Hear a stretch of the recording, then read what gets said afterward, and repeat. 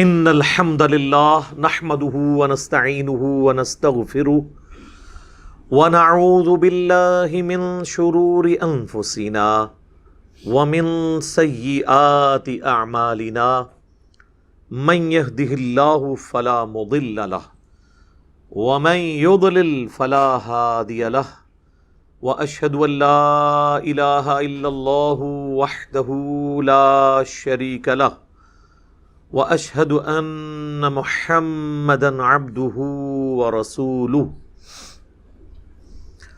اما بعد فان خير الحديث كتاب الله وخير الهدي هدي محمد صلى الله عليه وآله وسلم وشر الامور محدثاتها وكل محدثة بدعة وكل بدعة ضلالة وَكُلَّ ضَلَالَةٍ فِي النَّارِ اعوذ باللہ السمیع العلیم من الشیطان الرجیم من ہمزہ ونفخہ ونفثہ بسم اللہ الرحمن الرحیم رب اشرح لی صدری ویسر لی امری واحلل عقدۃ من لسانی یفقہوا قولی بسم اللہ الرحمن الرحیم ان اللہ وملائکتہ یصلون علی النبی یا ایہا الذین آمنوا صلوا علیہ وسلموا تسلیما اللہم صل علی محمد وعلی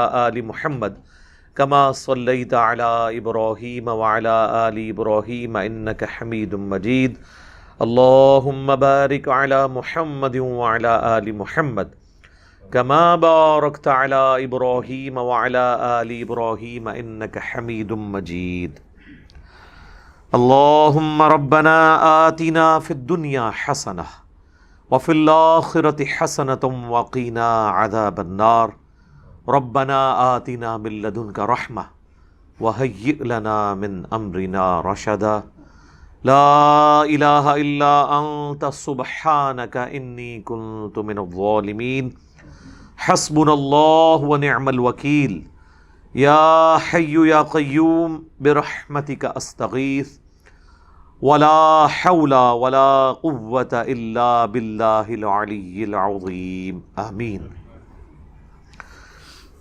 الحمدللہ آج 4 جولائی 2021 کی قرآن کلاس نمبر 83 کی اسٹوڈیو ریکارڈنگ ہونے جا رہی ہے۔ آج انشاءاللہ تعالی ہم سورۃ النساء کی آیت نمبر 116 سے سٹارٹ لیں گے، اور یہ قرآن کی مشہور ترین آیات میں سے ایک آیت ہے، اور یہ آیت مبارکہ آلریڈی سورت میں 48 نمبر پہ بھی گزر چکی ہے، تھوڑے سے فرق کے ساتھ۔ اعوذ باللہ من الشیطان الرجیم بسم اللہ الرحمن الرحیم ان اللہ لا یغفر ان یشرک بہ، بے شک اللہ تعالیٰ اس گناہ کو کبھی بھی معاف نہیں کرے گا، اور امپلائیڈ ہے قیامت کے دن۔ دنیا میں تو سورۃ الفرقان میں آیا کہ اگر کوئی شرک سے توبہ کر لے ہم اس کے گناہوں کو بھی نیکیوں سے بدل دیں گے، سورۃ الفرقان آیت نمبر 70۔ یہ آخرت کی بات ہے کہ آخرت میں کوئی اس حال میں پہنچ گیا کہ اس نے دنیا میں شرک کیا تھا، شرک جلی کیا تھا، تو بے شک اللہ اس کو کبھی معاف نہیں کرے گا کہ کوئی شخص اللہ کے حضور شرک کے ساتھ پیش ہوا۔ وَيَغْفِرُ مَا دُونَ ذَلِكَ لِمَن يَشَاءُ، اور اس کے علاوہ جتنے بھی گناہ ہیں اس کے سوا معاف کر دے گا، لیکن جس کے لیے چاہے گا۔ لِمَن يَشَاءُ یہ قید لگا دی ہے، یعنی اس میں یہ اشارہ ہے کہ شرک کے علاوہ بھی کسی گناہ کے اوپر پکڑ ہو سکتی ہے، کیٹاگوریکلی اجازت نہیں ہے کہ وہ اللہ اس کی گارنٹی دے دے۔ اس کو سپورٹیو حدیث ہے سنن نبی داؤد کے اندر، اللہ کے محبوب صلی اللہ علیہ وآلہ وسلم نے فرمایا اللہ تعالیٰ یا تو شرک کو معاف نہیں کرے گا یا پھر قتل ناحق کو معاف نہیں کرے گا کسی مؤمن کے، یعنی جس نے جان بوجھ کے کیا۔ اس کو سپورٹیو سورہ نساء کی آلریڈی آیات بھی گزر چکی ہے کہ جس نے جان بوجھ کے مؤمن کو قتل کیا اس کی جزا پھر ہمیشہ کی جہنم ہے، اور وہ اتنا کریٹیکل ٹاپک تھا، اس پہ میں نے پھر ویڈیو ڈیٹیل سے ریکارڈنگ کروائی تھی۔ Extra judicial activities, extra judicial killing, قتل ناحق، اس حوالے سے اس میں نے ساری احادیث ڈسکس کی تھی. آج محل نہیں کہ اس کی طرف جاؤں. وَمَن يُشْرِكْ بِاللَّهِ فَقَدْ ضَلَّ ضَلَالًا بَعِيدًا، اور جو کوئی اللہ کے ساتھ شرک کرتا ہے یا کرے گا، یہ دونوں چونکہ مضارع کا صیغہ ہے، تو وہ گمراہ ہوا اور گمراہی میں بھی دور جا پڑا. یہی آیت آئی تھی سورہ النساء کی آیت نمبر 48 بھی. اس میں شروع کے الفاظ تو یہی تھے، ان اللہ لا یغفر ان یشرک بہ ویغفر ما دون ذلک لمن یشاء، لیکن اس کے ساتھ آگے الفاظ کیا تھے؟ ومن یشرک باللہ فقد افترى اثما عظیما، جس نے شرک کیا تو اس نے بہت بڑا گناہ کا کام، بہت بڑا جھوٹ ہے جو اپنے رب پہ باندھ دیا. باقی شروع کے الفاظ وہی تھے. تو وہ آیت جب آئی تھی تو میں نے مسلسل 3 قرآن کلاسز صرف ایک آیت پہ لگائی تھی، 71، 72 اور 73، اور آج چل رہی ہے 83. اور اس کی جتنی نٹی گریٹیز تھیں وہ میں نے ڈسکس کی تھی. اس کے پھر کلپس بھی بنے اور الحمدللہ ملینز آف پیپل تک پہنچے ہیں جو یہ وسوسے دیتے ہیں، جو دھوکے دیتے ہیں. ظاہر ہے کہ اب شرک کو اسٹیبلش کرنے کے لیے ان کا استاد تو شیطان ہے، اور وہ وہاں سے لا کے بہانے پیش کرتا ہے کہ عقل دنگ رہ جاتی ہے کہ جی یہ بھی اس میں سے کچھ ہو سکتا ہے. تو جتنے بہانے تھے، اشکالات، وہ میں نے اس میں ڈسکس کیے تھے. اور اس میں سے بھی جو ایک کرٹیکل پورشن تھا آلموسٹ 40 منٹ کا، توحید سے متعلق 10 اشکالات. اشکال عربی میں کہتے ہیں، جس طرح آپ اردو میں کہہ لیں چیز کا مبہم ہو جانا یا ایمبیگوٹی، پتہ نہ چلے کہ یہ ہے یہ ہے، حالانکہ وہ ہوتی واضح ہے لیکن وہ ایسا الجھاتے ہیں. اس میں مثلا میں نے یہ بھی بتایا تھا کہ وہ کہتے ہیں جی اگر غیر اللہ سے مانگنا شرک ہے تو پھر امی سے روٹی نہ مانگیں، اللہ سے مانگیں.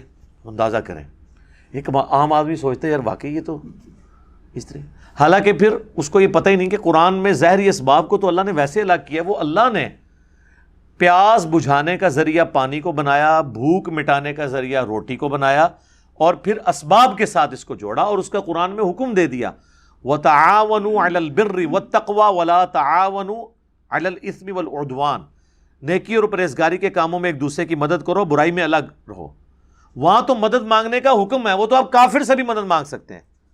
لیکن جو دعا ہے إِيَّاكَ نَعْبُدُ وَإِيَّاكَ نَسْتَعِينُ، ہم صرف تیری ہی عبادت کرتے ہیں اور تجھی سے دعا مانگتے ہیں، تجھی سے مدد مانگتے ہیں. یہ والی جو مدد ہے نا، یہ خاص اللہ کے ساتھ، اللہ نے اپنے ساتھ خاص کر لی ہے اس کو عبادت کے طور پہ. تو اس پہ چونکہ بڑی ڈیٹیل میں نے ڈسکشن کی ہے، یہاں پہ میں سکپ کر رہا ہوں. ویسے تو جب بھی توحید پہ آیات آتی ہیں تو دل تو کرتا ہے کہ 1 گھنٹہ اور لگایا جائے، اور جنہوں نے اسلام کا لبادہ اوڑھ کر مسلمانوں میں گھس کے شرک کو عام کیا ہے ان کو مزید ننگا کیا جائے. لیکن میں نے آلریڈی اس وقت اتنی تسلی کی تھی. ظاہر 3 کلاسیں ریکارڈ ہوئی ہیں تو ایک نشست میں نہیں ہوئی، 3 ہفتوں میں ہوئی ہیں، اور وہ ایک کلاس کے لیے پورے ہفتے کی ورکنگ ہوتی ہے کہ تاکہ کوئی ایک چیز بھی ایسی نہ ہو کہ جو سکپ ہو جائے. اس میں لوگ کہتے ہیں جی مختصر بات کریں. میرے بھائی جہاں پر 11ویں شریف کو ثابت کرنے کے لیے 1100 صفحوں کی کتاب لکھی جائے تو سر ہمیں 11 گھنٹے تو دیں نا کہ ہم اس کا جواب دیں. ایسے وسوسے انہوں نے چھوڑے ہوئے ہیں، ایسے ایسے چوہے چھوڑے ہوئے ہیں. تو وہ پھر میں نے ڈیٹیل سے اس پہ ڈسکشن کی تھی، آج میں اس کو سکپ کر رہا ہوں. إِن يَدْعُونَ مِن دُونِهِ إِلَّا إِنَاثًا، یہ تو نہیں پکار رہے مگر دیویوں کو، فیمیل دیویوں کو، مؤنس جو دیویاں ہیں ان کو پکار رہے ہیں.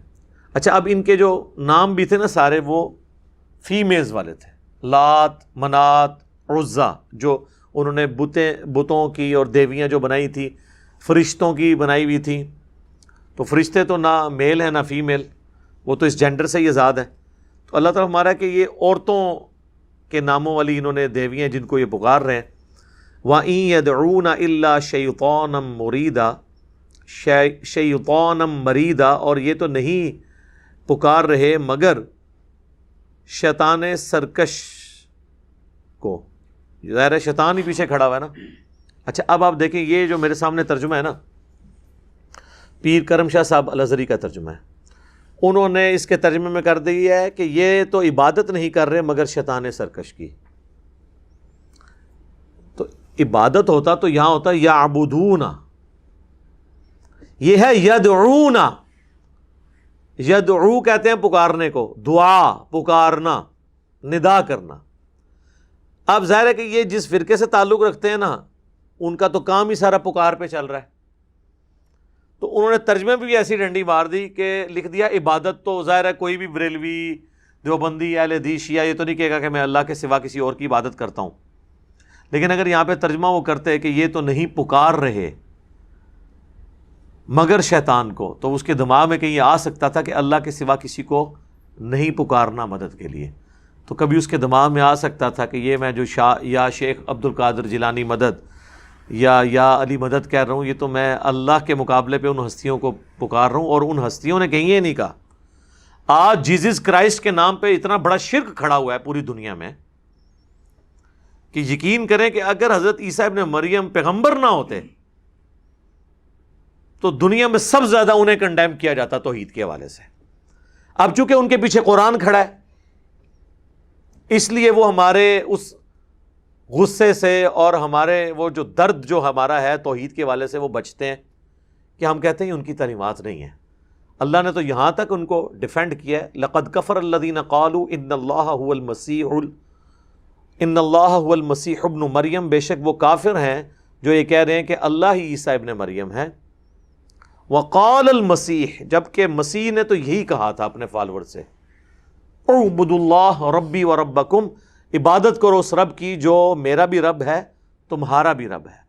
انہ من یشرک باللہ، بے شک جو کوئی اللہ کے ساتھ شرک کرے گا، فقد حرم اللہ علیہ الجنہ، تو بے شک اللہ نے اس پہ جنت حرام کر دی ہے. ومأواہ النار، اور اس کا ٹھکانہ ہے جہنم. وما للظالمین من انصار، اور ایسے شخص کا قیامت والے دن کوئی مشکل کشا مددگار نہیں ہوگا. تو اللہ تعالیٰ نے جیزس کرائسٹ عیسیٰ ابن مریم کی صفائی خود قرآن میں دے دی کہ ان کے نام پہ اگرچہ انسانیت کا سب سے بڑا شرک ہوا لیکن وہ بری ہیں اس سے، ان کی یہ تعلیمات نہیں تھی. تو پھر سیدنا علی یا شیخ عبد القادر جیلانی وہ بھی بری ہیں، انہوں نے کہیں یہ تعلیمات نہیں دیں کہ انہیں پکارا جائے. ان کو تو چھوڑ دیں. یہ آپ کے دور حاضر میں ایک اتنی بڑی مثال ہے پیر نصیر الدین نصیر صاحب کی. ان کے تو قلم کی سیاہی بھی خشک نہیں ہوئی جو انہوں نے کتابیں لکھی ہیں، اعانت اور استعانت کی شرعی حیثیت، جس میں انہوں نے غیر اللہ کو مدد کے لیے پکارنے کو شرک کہا. اس کی وجہ سے سارے بریلوی علماء اور پیر حضرات ان کے مخالف ہو گئے. اور پھر انہوں نے وہ جو دعائیہ نظم کہی، سب کا داتا ہے تو، سب کو دیتا ہے تو، اور وہ سارے الفاظ جو بریلوی مکتب فکر کے اندر بزرگوں کو پکارنے کے لیے یوز ہوتے تھے، انہوں نے ایک ایک لفظ مشکل کشا، داتا، حاجت روا اپنے شعروں میں سارے وہ اللہ کے ساتھ منسوب کر کے نہ ان کی پوری برین واشنگ کی. ہمارے شعیب بھائی نے پڑھی تھی ماشاءاللہ، وہ لاکھوں لوگوں نے وہ دیکھی ہے، سب کا داتا ہے تو، سب کو دیتا ہے تو. تو اس کے باوجود ان کو مرے ہوئے آلموسٹ 10 سال ہوئے ہیں، اور ان کے بیٹے ان کا عرس کروا رہے ہیں، بڑے بڑے بینرز لکھے ہوئے ہیں، حق نصیر، یا نصیر، اور پتہ نہیں المدد، پتہ نہیں کیا کچھ لکھا ہوا ہے. یہ تو ہم نے اپنی زندگی میں دیکھ لیا ہے. اس ماڈرن دور میں 11 سال کے اندر ان کے اپنے بیٹوں نے وہ کام شروع کر دیے ہیں جو جس کے وہ خلاف پوری زندگی بولتے رہے. یہ واضح ثبوت ہے کہ پرانے بزرگوں کے ساتھ بھی اگر کوئی غلط بات منسوب ہوئی ہے تو اس کی کوئی ایشورٹی نہیں ہے کہ انہوں نے یہ سب کچھ کہا ہے، خصوصاً وہ لوگ جن کی ہمیں توحید ویریفائی ہو جاتی ہے باقی کتابوں سے. مثلا شیخ عبد القادر جیلانی کی کتاب ہے فتوح الغیب، اس کی شرح امام ابن تیمیہ نے لکھی ہے. توحید کا وہ آپ سمجھ لیں کہ سر چشمہ ہے، اور اس کے جتنے بھی زبردست قسم کے اقتباسات تھے نا، وہ پیر نصیر الدین صاحب نے ایک علیحدہ سے کتاب لکھی، الجواہر التوحیدیہ فی التعلیمات الغوثیہ. شیخ عبد القادر جیلانی کی تعلیمات کی روشنی میں ان کی کتابوں سے توحید کے موتی. یہ اتنی سخت کتاب لکھی ہے پیر نصیر الدین صاحب نے. ایک تو وہ شیخ عبد القادر جیلانی کے وہ سارے لیے, اس کے بعد جو انہوں نے اپنے الفاظ میں اس کی جو, میں کہتا ہوں جی کوئی یعنی اینٹی صوفی اتنے سخت الفاظ میں اسے کنڈیم نہیں کر سکتا جس طرح انہوں نے خود کیا ہے. اور ان کا میں خود اس مسند پہ بیٹھا ہوں. یہ پچھلے دنوں ہم نے جو ایک ویڈیو اپلوڈ کی تھی توحید سے متعلق 10 دھوکے, وہ آیت نمبر 48 سورۃ النساء کی, تو اس کے سٹارٹ میں ہم نے ان کی ویڈیو بھی چلائی ہے. وہ کہتے ہیں میں سب سے مضبوط گتی پہ بیٹھوں, میں تو کسی کو مشکل نہیں دور کر سکتا. اور ان کا تواڈے جو کو کر سکتے آئے جوہر دکھائے مان لیں گے. اچھا یہی بات جب ہم کرتے ہیں نا کہ ہے کوئی بابا لے کے آؤ کر کے دسے, کہتے ہیں توہین کر رہا ہے, تو وہ تو انہوں نے خود کہا ہے کہ آؤ کر کے دسو. چونکہ وہ بڑی ایک پرسنالٹی تھے اس لیے یعنی لوگ دبے الفاظ میں تو بولتے رہے لیکن اس طرح کھل کے سامنے نہیں آئے. بہرحال انہوں نے اپنا جو ڈیمیج کرنا تھا وہ کر دیا ہے. شرک کے حوالے سے جو انہوں نے شرک کو ڈیمیج کرنا تھا اور توحید کو اسٹیبلش کرنا تھا, کافی حد تک انہوں نے معاملات کر دیے الحمدللہ. تو یہ شیطان کو پکار رہے ہیں. تو اب یہاں دیکھیں انہوں نے عبادت ترجمہ کیا. اسی طریقے سے وہ سورہ الجن میں آیت آتی ہے نا, وَأَنَّ الْمَسَاجِدَ لِلَّهِ فَلَا تَدْعُوا مَعَ اللَّهِ أَحَدًا, اور یہ کہ مسجدیں خالص اللہ کے لیے ہیں, مساجد میں اللہ کے سوا کسی اور کو نہ پکارو. وہاں پہ بھی نہ بریلویوں نے ترجمہ یہی کیا ہے, مسجدیں خاص اللہ کے لیے, اللہ کے ساتھ کسی اور کی عبادت نہ کرو. اب مجھے بتائیں عبادت تو کوئی بھی نہیں کر رہا, ویسے تو پکارنا بھی عبادت ہے, لیکن عام بندے کو عبادت سے فوراً ذہن میں آتا ہے نماز, لیکن وہ بھول جاتا ہے کہ نماز خود دعا ہے. ابو داؤد, ترمذی, سنن نسائی تینوں میں حدیث موجود ہے, الدعاء هو العبادہ, دعا ہی عبادت ہے. اسی لیے قرآن میں دیکھیں ایاک نعبد کے بعد وایاک نستعین آیا, دعا کا ذکر ساتھ یہ ہے کہ اگرچہ عبادت تھی نستعین بھی, لیکن اسے علیحدہ سے مینشن کیا کہ اس میں اگر کسی کو وہم بھی آئے نا تو وہ نکل جائے. اچھا عبادت میں تو نماز, روزہ, حج, زکوٰۃ, نذر, قربانی, صدقہ سب آتا ہے. اس سب کو اللہ نے نعبدو کے ساتھ ایلیبریٹ نہیں کیا, ایک چیز کو نکال کے علیحدہ کر دیا, ایاک نعبد و ایاک نستعین. و ایاک نستعین کی کوئی ضرورت نہیں تھی نعبدو کے ہوتے ہوئے. کیوں؟ نعبدو میں کیا دعا نہیں آتی؟ سورہ فاتحہ خود دعا ہے, سجدہ, روزہ, حج, زکوٰۃ, قربانی, یہ سب آتا ہے. لیکن اللہ نے ایک چیز کو الگ نکال کے ذکر کر دیا کیونکہ اللہ کو پتا تھا کام میں دیش پیڑا ہے, اور وہ ہے وَإِيَّاكَ نَسْتَعِينُ. آپ کو مزے کی بات بتاؤں کہ ڈاکٹر فرحت ہاشمی نے نا سنت اذکار اور دعائیں ایک کتاب میں جمع کی ہیں, اور اس کتاب کا نام رکھا ہے وَإِيَّاكَ نَسْتَعِينُ. ٹھیک ہے, کیونکہ نستعین کی اپروپریٹ ٹرانسلیشن ہی یہ ہے کہ صرف تجھی سے دعا مانگتے ہیں, مدد نہیں. صرف مدد میں تو پھر وہ دھوکہ دیں گے جی, وہ تھی ہم نے وزن اٹھانا ہو تو کسی کو بلاتے ہیں نہیں مدد کے لیے, وہ اس طرف چل پڑتے ہیں. عبادت, دعا. اب نبی اسلام نے جب یہ فرمایا نا الدعاء هو العبادہ, تو اس کے ساتھ آپ نے قرآن کی آیت پڑھی سورۃ المؤمن کی, جسے سورہ غافر بھی کہتے ہیں. ان الذین یستکبرون عن عبادتی, سٹارٹ پہلے سے ہوا, آپ نے وہ پہلا حصہ پڑھا, ادعونی استجب لکم, اے میرے بندو مجھ سے مانگو میں تمہاری دعا قبول کروں گا. ان الذین یستکبرون عن عبادتی, جو تکبر کریں گے نا میری اس عبادت سے, یعنی مجھ سے دعا مانگنے سے آر محسوس کریں گے, میں انہیں ذلیل و خوار کر کے جہنم میں داخل کروں گا.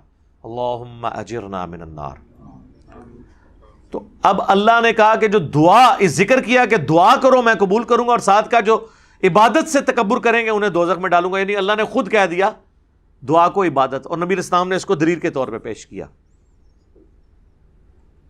آپ ذرا ان سے پوچھیں وَأَنَّ الْمَسَاجِدَ لِلَّهِ فَلَا تَدْعُوا مَعَ اللَّهِ أَحَدًا, میں یہ تدعو کا ترجمہ عبادت کر دیا آپ نے. ہو سکتا ہے وہ پھر آپ کے ساتھ گیم کھیلیں کہ جی وہ عبادت اس لیے کیا کہ دعا بھی تو عبادت ہی ہوتی ہے نا, ایڈے سیدھے نہیں جے جلیبی نو زیادہ ڈنگے نے. اچھا یہ اگر آپ کی ہوتی نا منطق, تو آپ کرتے کہ آپ لکھتے کہ اللہ کے ساتھ کسی کو نہ پکارو اور بریکٹ میں یعنی کہ پکارنا ہی عبادت ہے، عبادت نہ کرو، پھر اسی تہاڈا اخلاص مان لیندے، پکڑ کے ترجمہ ہی چینج کر دیا. یعنی ہمیں عربی نہیں آتی ہے تو لفظی اردو میں مستعمل ہے. اردو میں دعا مستعمل ہے نا، پکارنا. تدعو، تعبدون، یہ لفظ تو نہیں آیا، تدعو لفظ آیا، ترجمہ کر دیا عبادت. تو پوری نیک نیتی کے ساتھ نا اسلام کے اندر بگاڑ ان لوگوں نے داخل کیا ہے، پوری ہوشیاری کے ساتھ. اور اس کے پیچھے ریزن یہ تھی کہ چونکہ صدیوں کا بگاڑ آ چکا تھا، وہ کہتے ہیں یہ تو طے ہے کہ ہم جن بابوں کے ماننے والے ہیں وہ ٹھیک تھے، اگرچہ قرآن کی تعلیمات کی روشنی میں وہ غلط ثابت ہو رہے ہیں، لیکن اب کرتے یہ ہیں کہ قرآن کو ہی کسی طریقے سے بابے کا مرید کر لیتے ہیں، بجائے خود قرآن کے مرید ہونے کے نا قرآن کو مرید کر دیں بابے کا، تاکہ دونوں پیر بھائی بن جائیں. سر قرآن کو تو آپ کسی پیغمبر کے تابع بھی نہیں لا سکتے. نبی علیہ السلام کو قرآن میں کئی جگہ یہ بات ارشاد ہوئی ہے، اور اس کا کلائمیکس ہے سورہ یونس. میں یقین کریں جتنی بار یہ الفاظ پڑھتا ہوں بندہ کانپ اٹھتا ہے کہ کس لیول کی گفتگو ہو رہی ہے. اس لیول پہ اتر کے بھی اگر کسی امت کو سمجھایا جائے، اس کے بعد بھی وہ امت کام ڈال دے، تو پھر سر دکھ ہی ہوتا ہے نا کہ اگر کتاب سلامت نہ رہتی پھر تو آپ کا گلہ ٹھیک تھا، کتاب بھی سلامت ہو اور حرکتیں یہ ہوں. وَإِذَا تُتْلَى عَلَيْهِمْ آيَاتُنَا، اور جب ہماری آیات ان پر پڑھی جاتی ہیں بینات روشن. قَالَ الَّذِينَ لَا يَرْجُونَ لِقَاءَ نَأْتِ بِقُرْآنٍ غَيْرِ هَذَا أَوْ بَدِّلْهُ، تو جو لوگ قیامت کے دن ہماری ملاقات کے امیدوار نہیں ہیں نا، آنکھیں چراتے ہیں نا اکاؤنٹیبلٹی کے دن سے، تو اے نبی وہ تم سے کہتے ہیں کہ اس قرآن کو چھوڑ کے کوئی اور قرآن لے کر آؤ. یعنی اس کو تھوڑا سا ذرا، وہی بات ہے، پیار دیں، محبت دیں، وہ جو ہمارے عماد بھائی کہتے ہیں. یہ تو بڑی سخت باتیں ہیں. کوئی اور قرآن لے کر آؤ، او بدل ہو، یا اس قرآن کو بدل دو. اے نبی اس قرآن میں تو بڑے گاڑے فتوے ہیں، کوئی میٹھی میٹھی کوئی تارے جمیسا والی باتیں کرو، یہ سمجھانے کے لیے. قل ما یکون لی ان ابدلہ من تلقاء نفسی، اے نبی تم فرماؤ کہ مجھے تو یہ اختیار ہی نہیں ہے کہ میں اپنی نفس کی خواہش کے ساتھ اس قرآن کے کسی حصے کو بدل سکوں. نبی کو تو اختیار نہیں ہے، لیکن نبی کے امتیوں نے اپنے بابوں کے پیچھے قرآن کا ترجمہ بھی تبدیل کیا، اس کی تفسیر بھی تبدیل کر دی. اور ڈاکٹر سرار صاحب صحیح کہتے تھے کہ قرآن کی بھی تحریف ہو چکی ہوئی ہے، صرف ٹیکسٹ محفوظ ہے. قرآن میں تحریف انہوں نے کر دی ہے. جب ٹیکسٹ محفوظ ہے، ٹیکسٹ جن لوگوں تک پہنچانا ہے وہ تو جانا ہے ترجمے کی فارم میں. ترجمے میں بابا گھس گیا، اس سے جو رزلٹ نکلنا تھا نا، جس سے اس کی اصلاح ہونی تھی، وہ مولوی نے بیان کر دیا. جب تدعو کا ترجمہ عبادت کر دیا تو انہیں عبادت بھی اللہ دی کرنی ہے اور بابے نو بھی پکارنا ہے، وہ ترجمہ جو چینج ہو گیا.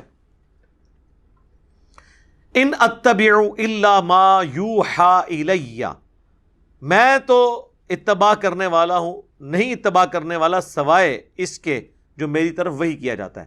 انی اخاف ان عصیت ربی عذاب یوم عظیم، بے شک میں تو خود اس بات سے ڈرتا ہوں کہ اگر میں نے بھی اپنے رب کی نافرمانی کی تو بڑے دن کا عذاب مجھے بھی آ پکڑے گا. نبی علیہ السلام کے بارے میں قل لو شاء اللہ ما تلوتہ علیکم ولا ادراکم بہ، اے نبی تم فرماؤ کہ اگر اللہ ہی چاہتا نا تو میں کبھی قرآن تم پر تلاوت نہ کرتا، یعنی مجھ پہ نازل ہی نہ ہوتا اور نہ تمہیں اس کا ادراک کروایا جاتا.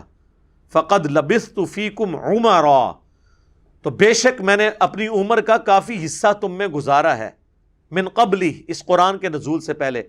افلا تعقلون، کیا تمہیں عقل نہیں آتی ہے کہ میری زندگی میں تو کبھی نہ کوئی شاعری تھی، نہ اس طرح کی گفتگو تھی.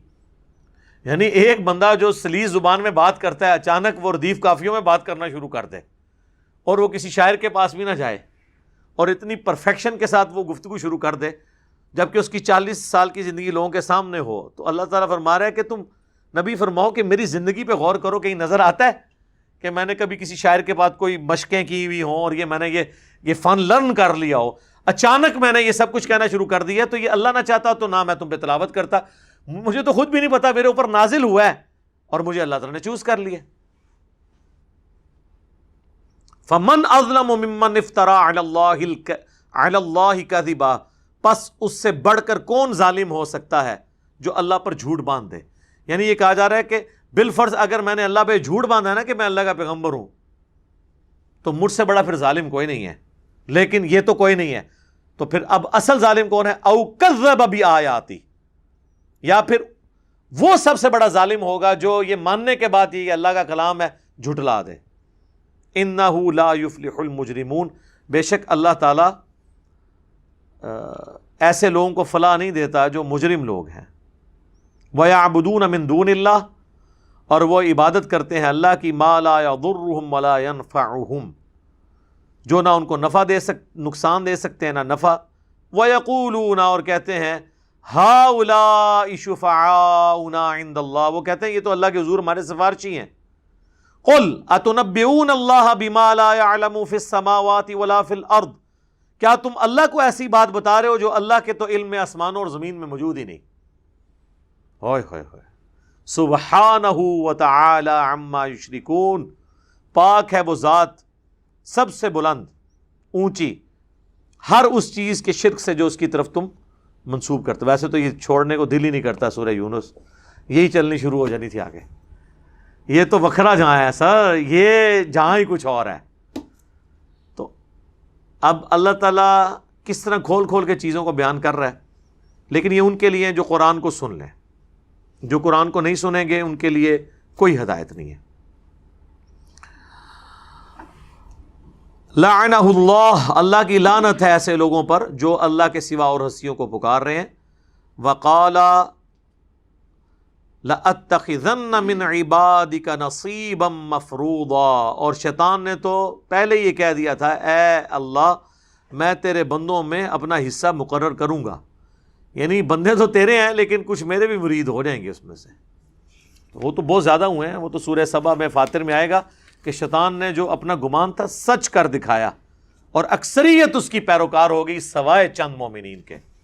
اللہ دیکھے جی، اللہ کیسا ٹروتھ لور ہے کہ اللہ نے شیطان کی بات بھی انڈورس کر دی ہے کہ جی بھائی ایک دعویٰ کیتا ہے کار دکھایا انہیں. اور ایک تو یہ کہا اس نے، اس کے بعد شیطان نے کیا کہا تھا؟ وَلَأُضِلَّنَّهُمْ، اور میں ضرور انہیں گمراہ کروں گا. وَلَأُمَنِّيَنَّهُمْ، اور میں ضرور انہیں لمبی لمبی امیدیں دلاؤں گا. کہ ابھی تو بڑی عمر پڑی ہوئی ہے، جوانی میں داڑھی رکھ کے روک لگانے کی کیا ضرورت ہے. وَلَآمُرَنَّهُمْ، اور میں انہیں حکم دوں گا اس بات کا. ظاہر ہے شیطان فزیکلی تو آگے حکم نہیں دے گا، کس نے ماننا ہے؟ یعنی وہ وسوسے دلا کے اور انسانوں کے ذریعے، اور انسان میں ان کے نمائندہ علماء سو ہیں من الجنت والناس، میں ان کو حکم دوں گا فَلْيُبَتِّكُنَّ آذَانَ الْأَنْعَامِ، تو وہ ضرور بالضرور چیریں گے کان چوپایوں کے. یعنی یہ جو شریعت کی بگڑی بھی شکل چل رہی تھی نا عرب کے اندر، کہ وہ بتوں کے نام پر کان چیر کے نا جانوروں کے چھوڑ دیتے تھے کہ یہ فلاں بت کے نام کا جانور ہے، یہ اس کی خوشنودی کے لیے ہم جو ہے نا ذبح کریں گے. یہ تو اللہ کے لیے ہونا چاہیے. تو اب اللہ نے تو خیر پھر اپنے لیے تو کہہ دیا کہ جو ابو داؤد ترمذی میں حدیث ہے کہ جو نبی اسلام نے فرمایا، سیدنا علی کہتے ہیں کہ کوئی بھی ایسا جانور اس کی قربانی نہیں لگے گی جس کا کان کٹا ہوا ہو، سینگ ٹوٹا ہوا ہو، لاغر ہو، لنگڑا ہو. تو اس کے پیچھے یہ بھی ریزن سی، حالانکہ اب کان کسی کا کٹا ہوا ہے تو بیسیکلی مشرکین کی بھی ایک مشابہت ہوتی تھی، وہ چیز منع کر دی گئی. وَلَآمُرَنَّهُمْ فَلَيُغَيِّرُنَّ خَلْقَ اللَّهِ. اب یہ جو سورہ نساء کا آیت نمبر 119 کا یہ پورشن ہے نا، اور میں ضرور بالضرور انہیں اس بات کا حکم دوں گا، پس وہ ضرور بدل دیں گے تیری بنائی ہوئی خلقت کو. یعنی جو تیری نیچر ہے نا اس کو ٹیمپر کر دیں گے. اب یہ نیچر ٹیمپر کرنا، یعنی ایک جانور سینگوں والا ہے، آپ نے اس کے سینگ توڑ دیے، نیچر ٹیمپر کر دی. اس کی کان تھے کاٹ دیے، نیچر ٹیمپر کر دی. یعنی جس چیز پہ قدرت نے اس کو بنایا تھا اس کو آپ نے توڑ دیا، اس رول کو توڑ دیا. یہ تمام کام جن میں آپ نیچر کی مخالفت کرتے ہیں وہ چیزیں شیطانی اعمال ہیں۔ اب اس میں کئی ایک اعمال آتے ہیں، مثال کے طور پر صحیح مسلم میں حدیث ہے 10 چیزیں فطرت سے ہیں، ان میں ایک ہے داڑیاں بڑھانا۔ اب داڑھی مڈانا بھی فطرت کو بدلنا ہے، کیونکہ مرد کو اللہ نے داڑھی دی ہے اور عورت کو داڑھی نہیں دی۔ تو اب داڑھی کا مرد کے چہرے پر اگنا یہ اس کی فطرت ہے، نیچر ہے جس پہ اس نے اللہ نے اس کو پیدا کیا ہے۔ ایٹ لیسٹ اتنی داڑھی رکھنا جسے عرف عام میں داڑھی کہا جائے، یعنی آپ سمجھ لیں آدھا انچ، جس سے چہرے کی کھال چھپ جائے۔ یہ مرد کے لیے فرض ہے، مٹھی رکھے سنت ہے، افضل ہے، لیکن کم از کم اتنی داڑھی رکھنا ضروری ہے تاکہ وہ مخالفت کرے اس چیز کی جو اللہ تبارک و تعالیٰ نے جس چیز کو شیطانی کام کہا ہے، کہ شیطان نے کہا تھا میں خلقت کے بگاڑنے کے اوپر ان کو لگا دوں گا۔ اس کو سپورٹیو حدیث ہے بخاری اور مسلم دونوں کی، کہ نبی علیہ السلام نے ان مردوں پر لعنت فرمائی جو عورتوں کی مشابہت اختیار کریں، ان عورتوں پر جو مردوں کی مشابہت کریں ان پر بھی لعنت فرمائی۔ آپ کو کئی مرد نظر آئیں گے وہ اپنے کانوں میں بالیاں ڈال کے پھرتے ہیں، اچھا وہ یہ سمجھ رہے ہوتے ہیں ہم بڑے ڈومیننٹ ہیں۔ کوئی بھی سلجھا ہوا انسان ایسے بندے کو دیکھ کے کوئی امپریس تو نہیں ہوتا۔ آج تک آپ میں سے کوئی بندہ اس میں تھوڑی سی عقل امپریس ہوتا ہے کہ یار کہ کان ٹوٹا جائے، اور وہ اپنے میں سمجھ رہا ہوتا ہے میں پتہ نہیں کیا توپ چیز بن گیا ہوں، اب کانوں میں بالیاں ڈال دی ہیں، عورتوں کی مشابہت اختیار کی، تو لعنت کا مستحق۔ اسی طریقے سے آپ دیکھیں کئی لوگ ہیں وہ ہاتھوں میں کڑے پہنتے ہیں۔ اب ہاتھ میں کڑا پہننا اور زیورت کی ایک قسم کی ایک ریزیمبلنس اختیار کرنا، ہم تو یقین کر ہم نے تو وہ کبھی چین والی گھڑی نہیں پہنی اسی ڈر سے کہ یار میں اس میں فتویٰ نہیں لگاتا کیونکہ اس میں تو گھڑی آ جاتی ہے، لیکن بہرحال پھر بھی شروع میں تو احمد بریلوی صاحب تو وہ کہتے تھے یہ عورتوں کی مشابہت ہے، چین والی گھڑی وہ نہیں پہنتے تھے، اس کو مشابہت سمجھتے ہوئے کہ زیور کے قریب ہے، میٹل تو ہے نا، لیکن گھڑی کی وجہ سے اس کے اوپر سے وہ حکم اتر جاتا ہے، ظاہر ہے وہ چوڑی یا اس میں آپ کا کڑا اس میں تو نہیں، اس کیٹیگری میں فال نہیں کرتا۔ اس طرح بعض مرد بال اتنے لمبے رکھ لیتے ہیں کہ وہ اس سے نیچے چلے جاتے ہیں، شولڈر تک ٹچ کریں گے سنت ہے، شولڈر کو کراس کریں گے وہ عورتوں کے ساتھ مشابہت آ جائے گی، وہ حرام ہے۔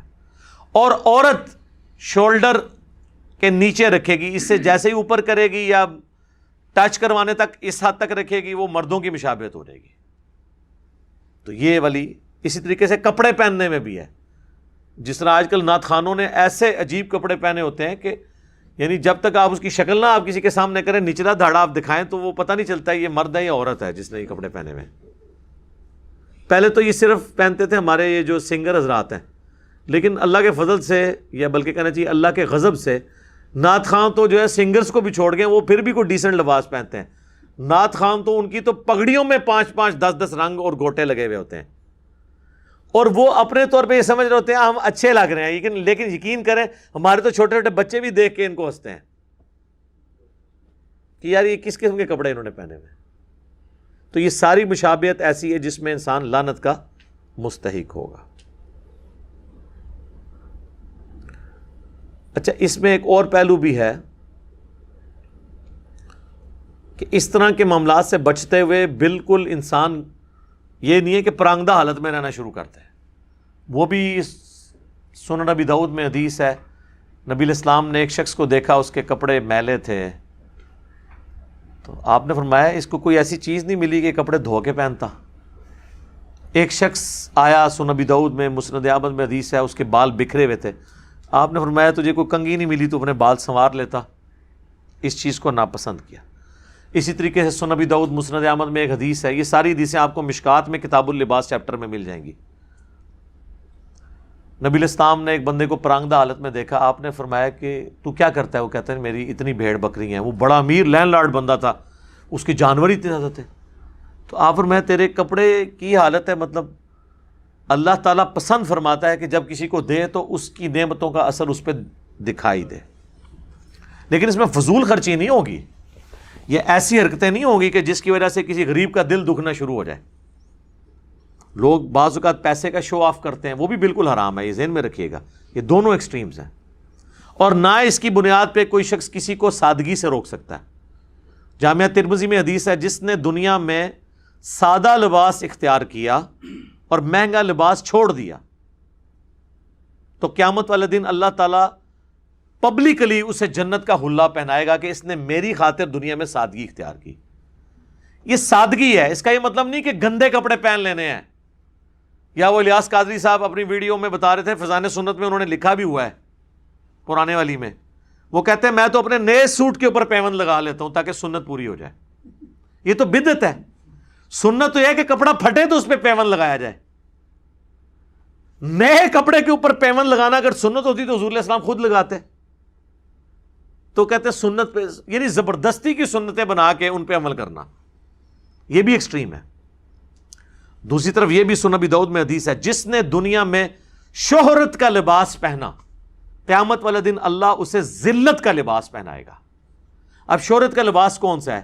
جس میں تکبر ہو، لوگوں کو نیچا دکھانا مقصود ہو۔ اب یہ دیکھ لیں ہمارے کئی پولیٹیشنز ہیں، میل فیمیل، آپ دیکھیں 40-40 لاکھ کے پرس انہوں نے اٹھائے ہوئے ہیں، 20-20 لاکھ کی گھڑیاں پہنی ہوئی ہیں، اور پھر باقاعدہ جب اپنے انٹرویو کرتے ہیں تو صحافیوں سے لکھواتے ہیں کہ لکھو یہ فلاں برانڈ کا ہے، یہ وہ۔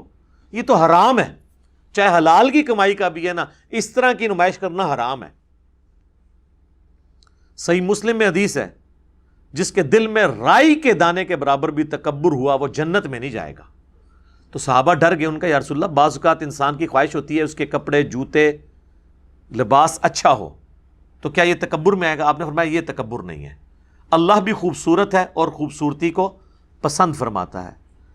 تکبر یہ نہیں کہ تم اچھا لباس پہنو یا اچھے دکھو، بلکہ تکبر یہ ہے کہ تم حق بات سے روگردانی کرو، عناد کرو اور دوسروں کو حقیر جانو۔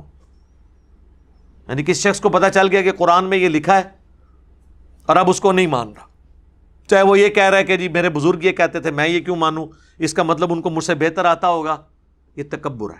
ایک بندے کو پتہ چل گیا بخاری مسلم میں نماز کا طریقہ یہ لکھا ہے، اب وہ اتنی اکڑ میں آیا کہ وہ بجائے اس سنت پہ عمل کرنے کے معاشرے کے ڈر سے سنت کو چھوڑ رہا ہے، تو اس کے اندر تکبر ہے، کیونکہ وہ اللہ کے سامنے اکڑ رہا ہے۔ عاجزی اللہ کے سامنے کرنی تھی، وہ کی ہوئی ہے عوام کے سامنے، کہ عوام کے ڈر سے نماز نہیں پڑھا رفع الیدین کے ساتھ۔ عوام کے سامنے تو کوئی آپ نے عاجزی نہیں کرنی ہوتی، عاجزی تو اللہ کے لیے، عوام کے لیے صرف یہ کہ عوام کے سامنے آپ نے کوئی ایسی حرکت نہیں کرنی کہ ان کو آپ ذلیل کریں۔ آپ نے اچھا لباس پہننا ہے پہنے، لیکن اس کی بنیاد پہ کسی کی غربت کا مذاق نہ اڑائیں، جو ہے نا کہ دوسروں کو حقیر جاننا۔ اور دیکھیں اللہ نے کیسا غرور توڑا ہے ہمارا۔ نماز میں صحیح بخاری میں حدیث ہے، نبی علیہ السلام یعنی صفوں کو سیدھا کرواتے تھے تو پاؤں سے پاؤں کو ملا دیتے تھے فزیکلی، یلزقو کے الفاظ ہیں، فزیکلی ملاتے تھے۔ اور اس چیز کا آپ کو ادھر تو اتنا احساس شاید نہ ہو، آپ کبھی حج اور عمرے کے لیے جائیں اور کوئی آپ کے ساتھ حبشی پاؤں ملا کے کھڑا ہو جائے نا، تو آپ جب رکوع میں جائیں گے تو آپ کو بڑا عجیب فیل ہو رہا ہوگا۔ ظاہر ہے جو ایک بالکل کالا سیاہ پاؤں بندے کو بعض اوقات دل میں تھوڑا سا فیل ہوتی ہے چیز۔ تو اللہ نے یہ غرور توڑا ہے کہ امیر ہو غریب ہو، گورا ہو کالا ہو، وہ اپنے جسم کے ساتھ جسم، پاؤں کے ساتھ پاؤں ملائیں گے تاکہ ان کی یہ بیچ میں تکبر ٹوٹ جائے کہ اللہ کے سامنے اس بنیاد کے اوپر کوئی فرق نہیں ہے۔ وہ مسند احمد میں حدیث ہے، تم سب آدم کی اولاد ہو، آدم کو اللہ نے مٹی سے پیدا کیا تھا، کسی کالے کو گورے پر، کسی سرخ کو سیاہ پر، کسی سیاہ کو سرخ کے اوپر، کسی گورے کو کالے پر، کسی کالے کو گورے پر، کوئی فوقیت نہیں مگر تقوی کی بنیاد پہ، جو سورۃ الحجرات میں ہے، ان اکرمکم عند اللہ اتقاکم، بے شک اللہ کے نزدیک عزت والا وہ ہے جو تم میں تقوی والا ہے۔ تو اللہ تعالیٰ کو اس سے پرواہ نہیں، اس کو ہونی بھی نہیں چاہیے۔ اس نے تو خود سورہ حجرات کی اس آیت کا آغاز اس سے ہوتا ہے نا کہ اللہ تعالیٰ نے تمہیں قبیلوں میں اور خاندانوں میں بانٹ دیا لتعارفوا، تاکہ تمہاری پہچان ہو۔ ان اکرمکم عند اللہ اتقاکم، تقوی کا معیار یہ نہیں ہے کہ کوئی کس خاندان میں پیدا ہوا ہے، بے شک اللہ کے نزدیک عزت والا وہ ہے جو تقوی والا ہے۔ اللہ کے حضور یہ نہیں ہے کہ کسی کا رنگ کیا ہے۔ تو عاجزی اور اسی طریقے سے نمائش، ان کے درمیان بیلنس آپ نے رکھنا ہے۔ باقی شہرت کے لباس سے جس حد تک بچ سکتے ہیں وہ بچیں۔ اس میں ایک اور حدیث ہے جس کو اکثر لوگ پوچھتے ہیں، جی سنن ابی داؤد میں ایک حدیث ہے، جس نے جس قوم کی مشابہت کی وہ قیامت والے دن انہی میں شمار ہوگا۔ اور یہ حدیث بیان کر کے فوراً وہ کہتے ہیں جو پینٹ شرٹ پہنے گا وہ گوروں کے ساتھ اٹھایا جائے گا، وہ یہ اس کی تشریح کر رہے ہوتے ہیں۔ اچھا، وہ ان سے یہ پوچھے کہ مولانا یہ اپنی جیب میں جو سمارٹ فون ہے ذرا یہ نکالیں، یہ کون سے غوث کتب ابدال نے بنایا ہوا ہے؟ یہ اس میں آپ کی گوروں کی مشابہت نہیں ہو رہی ہے؟ جس گاڑی میں آپ بیٹھتے ہیں اس میں گوروں کی مشابہت نہیں ہو رہی؟ آپ کے گھر میں جو جتنے انسٹرومنٹس لگے ہوئے ہیں، کسی رحمۃ اللہ علیہ نے، اللہ کی توفیق کسی کو نہیں ہوئی کوئی اس طرح کی چیز بنا سکے، تو آپ کی مشابہت پینٹ شرٹ میں کیوں گھس گئی ہے؟ وہ مشابہت وہ ہے جو کسی کی مذہبی ایکٹیویٹی میں مشابہت ہو۔ مثلا کوئی ماتھے پہ سندور لگا لیتا ہے، سکھوں والا کڑا پہن لیتا ہے، گلے میں سلیب لٹکا لیتا ہے، ٹائی نہیں، ٹائی سلیب میں نہیں آتی۔ ٹائی تو ہندو بھی باندھتے ہیں، مسلمان بھی باندھتے ہیں، سکھ بھی باندھتے ہیں، عیسائی بھی باندھتے ہیں۔ اگر یہ مذہبی نشان ہوتا تو ویٹیکن سٹی کے پاپ نے بھی ٹائی لگائی ہوتی، اس نے سلیب لٹکائی ہوئی ہوتی ہے۔ یہ وہ مشابہت ہیں جو مذہبی ایکٹیویٹیز کی مشابہت ہیں، وہ آپ کسی قوم کے ساتھ کریں گے تو قیامت والے دن ان میں شمار کیے جائیں گے۔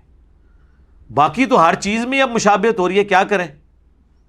ہمارے تو قرآن گوروں کی پرنٹنگ پریس کے اوپر چھپ رہے ہیں، حدیث کی کتابیں اس پہ چھپ رہی ہیں، تو یہ مشابہت وہ نہیں ہے جو مذہبی مشابہت ہے۔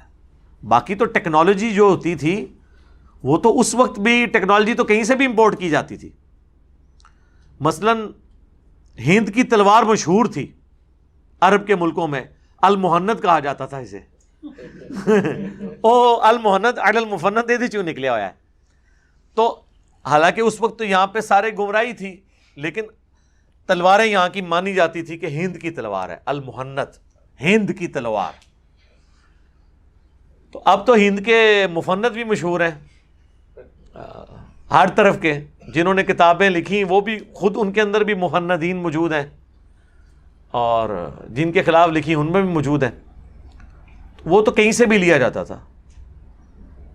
ایون یہ رومنز اور پرشینز کے خلاف جب جنگیں ہوئی ہیں تو مسلمانوں نے لیٹسٹ اسلحہ انہی سے ہی چھینا ہے، منجنیق مسلمانوں نے تو نہیں بنائی تھی۔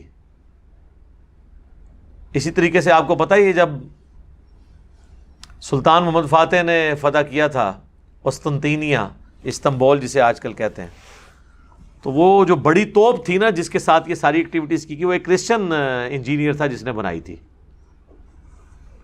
انجینئر نے بنائی سی، عالم دین کو نہیں بانٹ سکی سی۔ وہ مشہور بندہ تھا، اتنی پیمنٹ پہ اس بندے کو انہوں نے بلایا تھا، ہے کرسچن تھا لیکن اس نے مسلمانوں کا ساتھ دیا۔ تو ٹیکنالوجی تو آپ کسی سے بھی لے سکتے ہیں۔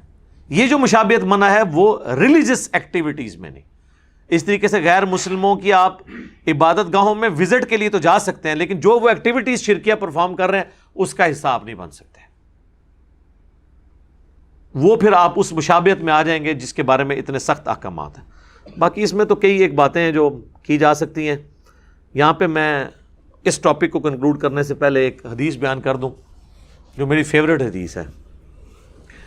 صحیح بخاری صحیح مسلم دونوں میں حدیث موجود ہے۔ ایک عورت سیدنا عبداللہ ابن مسعود کے پاس آتی ہے اور کہتی ہے کہ حضرت میں نے سنا ہے کہ آپ ایسی عورتوں پر لعنت کرتے ہیں جو ٹیٹو بنواتی ہیں، گدواتی ہیں، اور خوبصورت دکھنے کے لیے دانتوں کے درمیان گیپ بنواتی ہیں، اور چہرے کے بال اکھاڑتی ہیں پلکنگ کے ذریعے۔ عورت وہ بال تو اکھاڑ سکتی ہے جو مردوں کی مشابہت والے ہوں جیسے مونچھیں، لیکن یہ بال نہیں اکھاڑ سکتی۔ تو ان تین قسم کی عورتوں پہ آپ لعنت کرتے ہیں۔ تو عبداللہ ابن مسعود نے فرمایا میں کیوں نہ ایسی عورتوں پہ لعنت کروں جن عورتوں پہ قرآن میں اللہ نے لعنت کی ہے۔ ہائے ہائے ہائے، وہ عورت آگے سے کوئی انڈیا پاکستان کی کوئی عاشق رسول نہیں تھی، نہ دی جو کچھ بھی ہے تیرے محبوب کی امت سے ہیں۔ اس نے قرآن پڑھا ہوا تھا، اس نے کہا حضرت میں نے پورا قرآن پڑھا ہے، مجھے تو قرآن میں ایسی کوئی آیت نہیں ملی ہے جو آپ. اچھا میرا خیال ہے آج کل کی تو عورت کوئی سوال بھی نہیں کر سکتی کسی عالم دین سے. آپ بولڈنس کا لیول دیکھیں. عبداللہ ابن مسعود، بخاری مسلم میں آیا کہ 4 بندوں سے قرآن سیکھو اگر سیکھنا ہے، ان میں ایک عبداللہ ابن مسعود ہے. اور صحیح بخاری میں آتا ہے عبداللہ ابن مسعود کہتے ہیں اگر مجھے پتا ہوتا نا کہ دنیا میں کوئی مجھ سے زیادہ قرآن جانتا ہے. اچھا ان کو کسی نے نہیں کہا بڑی متکبرانہ گلاں کر رہے ہیں، یہ انہوں نے اپنی جس فیلڈ میں اپنا ٹائم لگایا تھا ان کو فخر تھا. اس کے کیس انہوں نے کسی سے چندہ بک نہیں اس کو دی کہ جا کے پیسے لے کے آ کے مجھے سب، انہوں نے بتایا کہ میں نے ایک محنت کی ہے. تو بخاری کے الفاظ ہیں اگر مجھے پتا ہو نا کہ مجھ سے زیادہ کوئی قرآن جانتا ہے، میں اپنے اونٹوں کے جگر جلا کے نا وہاں پہ پہنچوں اس سے قرآن سیکھنے کے لیے. میں نے 80 صورتیں حضور کے پیچھے سن کے یاد کی ہیں. 80 صورتیں 114 میں سے ڈائریکٹ حضور سے سن کے. آپ تو مدرسوں میں حفظ کرواتے ہیں، اس شخص کے بارے میں سوچیں جو حضور کے پیچھے نماز تہجد میں سن کے 80 صورتیں اس نے زبانی یاد کر لی ہیں. تو وہ اتنا بڑا عالم ہے اور وہ عورت کہہ رہی ہے کہ حضرت میں نے پورا قرآن پڑھا ہے، قرآن میں تو مجھے کوئی ایسی آیت نہیں ملی ہے. یعنی ریفرنس مانگ رہا ہے. یہاں آپ اکابرین سے، مفتیات سے، بزرگان دین سے ریفرنس مانگ کے دیکھیں، وہ کہتے ہیں مجھے پتہ لگ گیا کہ ڈسلیشن تو بول رہے ہیں. تو عبداللہ ابن مسعود نے فرمایا کہ کیا تم نے قرآن میں یہ نہیں پڑھا سورۃ الحشر کی آیت وما آتاکم الرسول فخذوہ وما نہاکم عنہ فانتہوا، جو رسول اللہ تمہیں دیں وہ تم لے لو اور جس سے منع فرما دیں اس سے رک جاؤ. تو رسول اللہ نے ہی لعنت فرمائی ہے ایسی عورتوں پہ جو ٹیٹو بنواتی ہیں، گدواتی ہیں جسم میں، یا دانتوں میں گیپ بنواتی ہیں. یہ اللہ کی خلقت کو تبدیل کرتی ہیں. اچھا اس میں الفاظ یہ ہیں کہ اللہ کی بنائی ہوئی خلقت کو بدلتی. اب کسی کے دانت ٹیڑھے ہیں نا وہ سیدھے کروا سکتا ہے، وہ خلقت کو بدلنا نہیں ہے، یہ ذہن میں رکھیے گا. وہ تو اس کی ڈیمیج خلقت ہے. اسی طریقے سے جن چیزوں میں حکم ہے خلقت کو بدلنے کا، وہاں پہ خلقت کو بدلنا ہی فطرت ہے. مثلا بخاری مسلم میں حدیث ہے 5 چیزیں فطرت سے ہیں: مونچھیں پست کرنا، ختنہ کروانا، بغلوں کے بال صاف کرنا یا اکھیڑنا، زیر ناف بال صاف کرنا. یہ ساری کی ساری چیزیں کیا ہیں؟ خلقت ہے.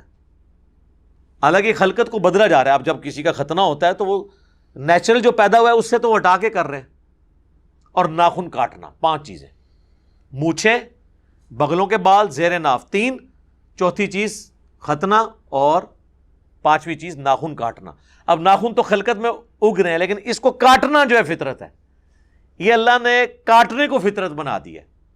اور وہ صحیح مسلم میں حدیث ہے، انس ابن مالک کہتے ہیں نبی علیہ السلام نے ہمیں حکم دیا کہ ہم 40 دن کے اندر ایک دفعہ ضرور اپنے ناخن کاٹیں گے اور زیر ناف بال اور بغلوں کے بال صاف کریں گے، کم از کم 40 دن، اس سے لمبا گیپ نہ آئے.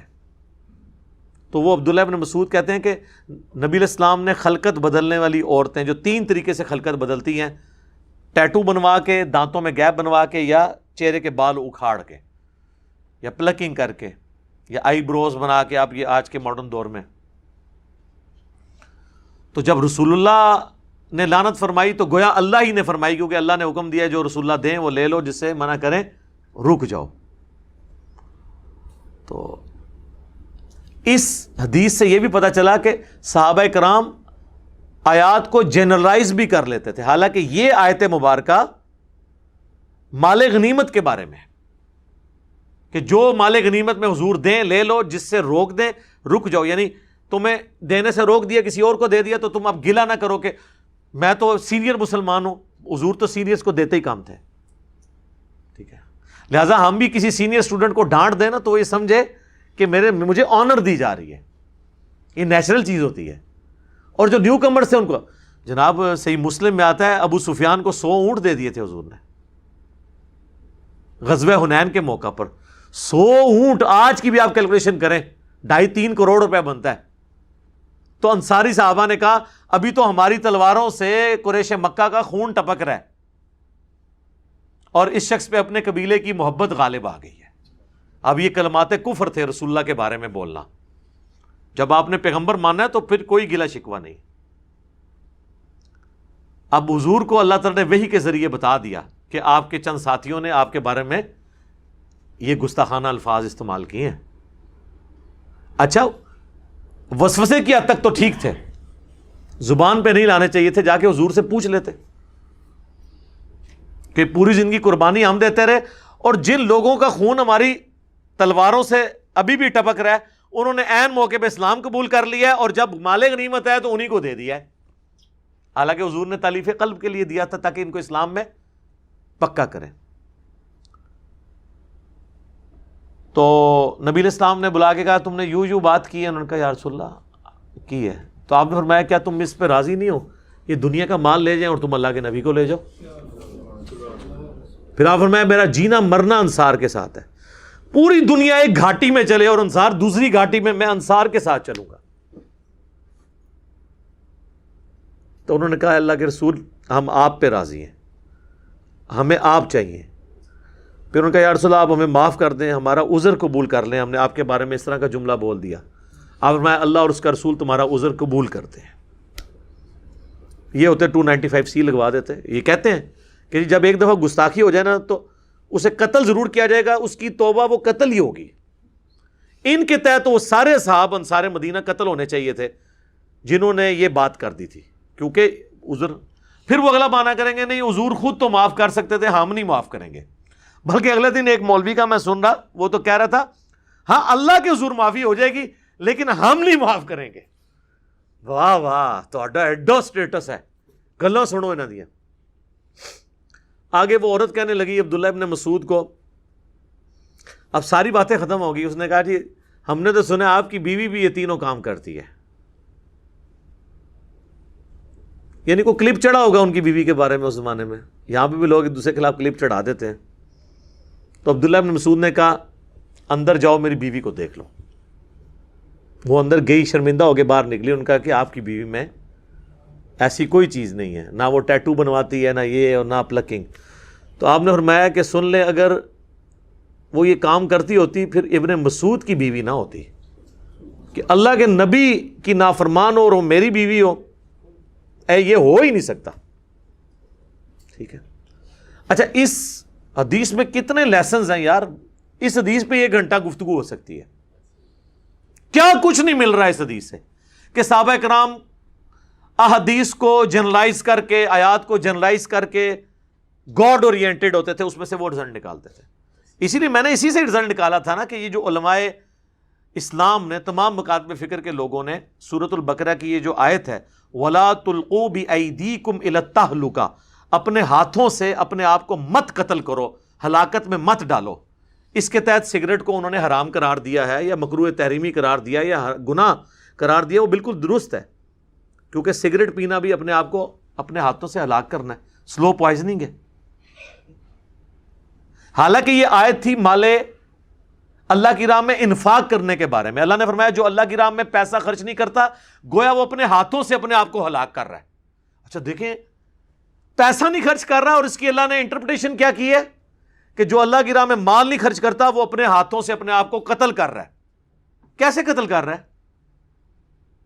صحیح بات ہوئی ہے, قتل اس لیے کر رہا ہے کہ ہمیشہ کی زندگی وہ مال اللہ کی راہ میں دے کے وہ لے سکتا تھا, آخرت کی زندگی وہ نہیں کما رہا, گویا کہ وہ اپنے کو قتل کر رہا ہے. اور میں اکثر کہتا ہوں کہ دنیا میں سب سے آسان جنت امیر آدمی کما سکتا ہے, پیسہ خرچ کر کے. یار غریب کو تو تہجد کے لیے اٹھنا پڑے گا نا, اس کو تو ایفرٹ پٹ کرنی پڑے گی روزے رکھنے کی, تو تب نیکیاں کمائے گا. امیر آدمی نے بس ایک نیت کرنی ہے, اپنے مال میں سے اللہ کو دے دینا ہے. حضرت عثمان غنی نے کتنے کافر مار کے جنت کمائی ہے, بلکہ غزوہ احد میں تو آپ کو پتہ ہے میدان جنگ سے بھی چلے گئے, سورہ آل عمران میں اللہ نے معاف بھی کر دیا. حضرت عثمان کی 3 دفعہ جو جنت پکی ہوئی ہے, نہ تو نفلیں پڑھنے پہ, نہ میدان جنگ میں کوئی کارنامہ دکھانے کے اوپر, مال خرچ کرنے پہ. ایک دفعہ ترمذی میں ڈیٹیل موجود ہے, ایک دفعہ جو ہے وہ مسجد نبوی کی توسیع کے لیے زمین خیرات کر دی اللہ کی راہ میں, مسلمانوں کے لیے کنواں کھدوا دیا میٹھے پانی کا, اور غزوہ تبوک کے موقع پر کافی اونٹ اور ساز و سامان جو ہے وہ لدے ہوئے دیے. اور ادھر ہی حضور نے فرمایا تھا کہ عثمان جنتی ہے, آج کے بعد جو مرضی کرے. یعنی آج کے بعد جو مرضی کر لے, اس نے اتنی بڑی نیکیاں کر لی ہیں کہ وہ نیکیاں اس کے غلطیوں پہ وہ جتنی بھی کر لے وہ بھاری رہیں گی. تو تینوں دفعہ مال کمانے سے. تو مال میں صرف ایک کام کرنے کی ضرورت ہے, وہ یہ ہے کہ اللہ کی راہ میں خرچ کرنے کے بعد آپ کسی کو بتائیں نا. اگرچہ یہ مال خرچنا ایسا ہے جس میں اللہ تعالیٰ نے ریاکاری کرنے کو بھی کسی حد تک جائز قرار دے دیا ہے, ان معنوں میں کہ جو اعلانیہ خرچ کرتا ہے تو اللہ نے اس کی بھی تعریف کر دی ہے. قرآن میں جگہ جگہ ہے نا, اللہ کی راہ میں وہ چھپ کے بھی اور اعلانیہ بھی خرچ کرتے ہیں. باقی چیزوں میں ہے نا کہ اگر آپ میں اعلانیہ روزہ, میں آج روزے سے ہوں تو روزہ ضائع ہو سکتا ہے, لیکن مال کے بارے میں ہے کہ بعض اوقات ترغیب دلانے کے لیے کہتا ہے یار میں نے بھی اللہ کی راہ میں اتنا دیا, یار تو بھی ہمت کر, تو اللہ تعالیٰ کہتا ہے اس کا مال بھی میں ضائع نہیں کروں گا. اعلانیہ اور چھپا کے دونوں طریقے سے. تو اللہ کی راہ میں خرچ کر کے انسان بڑی آسانی کے ساتھ جنت کما سکتا ہے, کوئی بڑی ایفرٹ پٹ کرنے کی ضرورت نہیں ہے اپنی. میں اکثر یہ امیر لوگوں کے بارے میں سوچتا ہوں, یہ جس طرح ہمارے پراپرٹی ڈیلرز ہیں بڑے بڑے, ان کے اربوں کے ایسٹس نکلتے ہیں, وہ یار 1 لاکھ روپیہ وہ روز کا بھی خرچ کریں نا, 25 سے 30 سال 1 ارب ختم کرنے میں چاہیے. دنیا کا کون انسان ہوگا جو 1 لاکھ روپیہ روزانہ کا خرچ کرے, اپنے اوپر اپنی فیملی کی بھی ساری کیلکولیشن کر لے, بہت بڑی رقم ہے. لیکن آپ دیکھیں ان کے گھروں سے اتنا مال نکلتا ہے کہ مشینیں گرم ہو کے بند ہو جاتی ہیں نوٹ گننے والی. ہاں نہیں ہوئی, 3-3 4-4 ارب روپیہ رکھا ہوا ہے. 1 لاکھ دفعہ روزانہ بندہ 1 لاکھ تک گنتی نہیں گن سکتا 24 گھنٹے میں. 25-30 سال تک آپ گنتی گنتے ہیں تو 1 ارب بڑی مشکل سے پورا ہوتا ہے. اور یہاں پاکستان میں چلیں ہزاروں نہیں سینکڑوں لوگ ہیں جن کی اربوں میں ہے. ان سے پوچھیں کہ یار تم اپنی زندگی چلو لگا لو کہ زیادہ تر دنیا میں جو جیا ہے نا بندہ ابھی تک, جو ہمارے پاس کیلکولیشن ہے تو 125 کے قریب تک ہی کوئی پہنچ سکا ہے, تو تم چلو لگا لو تم بھی 125 سال زندہ رہو گے. ویسے تھے وہ جاپان ہی جی جاندے نے بندے, جاپان میں اس وقت بھی 55,000 لوگ ایسے ہیں جو 100 سال سے اوپر ہیں. دنیا میں 100 سال سے اوپر اتنے لوگ کہیں نہیں ہوتے. ان کا لیونگ سٹائل سادہ ہے سب کچھ. تو تم چلو چلے گئے 125 میں بھی کیلکولیشن کر لو کتنے تمہیں پیسے چاہیے, باقی خرچ کر دو اللہ کی راہ میں. بخاری مسلم دونوں میں حدیث ہے, نبی علیہ السلام نے فرمایا کہ انسان کہتا ہے میرا مال میرا مال میرا مال, پھر آپ نے وہ آیت تلاوت کی الہاکم التکاثر حتی زرتم المقابر, یعنی کثرت, مال کی کثرت نے تمہیں غافل کیے رکھا یہاں تک کہ تم قبروں کا منہ دیکھ لیا. جبکہ تیرا مال تو وہ ہے جو تو کھا لے یا پہن کر بوسیدہ کر دے, باقی تو تیرے ورثاء کا مال ہے, یا تیرا مال وہ ہے جو اللہ کی راہ میں خرچ کر کے آخرت کے لیے سٹور کر لے. بخاری مسلم دونوں میں حدیث ہے, انسان کے 3 دوست ہیں, ایک ہی قبر میں ساتھ جاتا ہے وہ اس کے اعمال ہیں, اور 2 باہر رہ جاتے ہیں اس کا مال اور اس کے رشتہ دار. تو آپ اللہ کی راہ میں خرچ کر کے مال کو ہمیشہ کے لیے سٹور کر سکتے ہیں. وَمَن يَتَّخِذِ الشَّيْطَانَ وَلِيًّا مِّن دُونِ اللَّهِ, اور جو کوئی شیطان کو اپنا پشت پناہ مان لے اللہ کو چھوڑ کر, فَقَدْ خَسِرَ خُسْرَانًا مُبِينًا, تو ایسا شخص جو ہے وہ نقصان میں اور بہت کھلے نقصان کے اندر مبتلا ہو گیا. اللہم لا تجعلنا منہم, آمین. یعدہم ویمنیہم, شیطان جو ہے وہ غلط امیدیں دلاتا ہے, غلط وعدے کرتا ہے اور غلط امیدیں دلاتا ہے. وما یعدہم الشیطان الا غرورا, اور شیطان کا تو وعدہ نہیں ہے مگر مکر و فریب کا.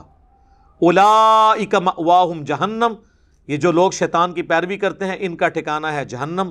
ولا یجدون عنہا محیصا, اور وہاں پر کوئی بچنے کی راہ نہیں پائیں گے. اللہم لا تجعلنا منہم اللہم اجرنا من النار. اللہ تعالیٰ سے دعا ہے جو حق بات میں نے کہی اللہ تعالیٰ ہمارے دلوں میں راسخ فرمائے. اگر جذبات میں میرے منہ سے کوئی غلط بات نکل گئی تو اللہ تعالیٰ ہمارے دلوں سے دھو ڈالے, ہمیں معاف بھی فرما دے, ہمیں کتاب و سنت کی تعلیمات پر عمل کر کے دوسرے بھائیوں تک پہنچانے کی توفیق عطا فرمائے. سبحانک اللہم و بحمدک, اشہد ان لا الہ الا انت, استغفرک و اتوب الیک, وما علینا الا البلاغ المبین. آمین.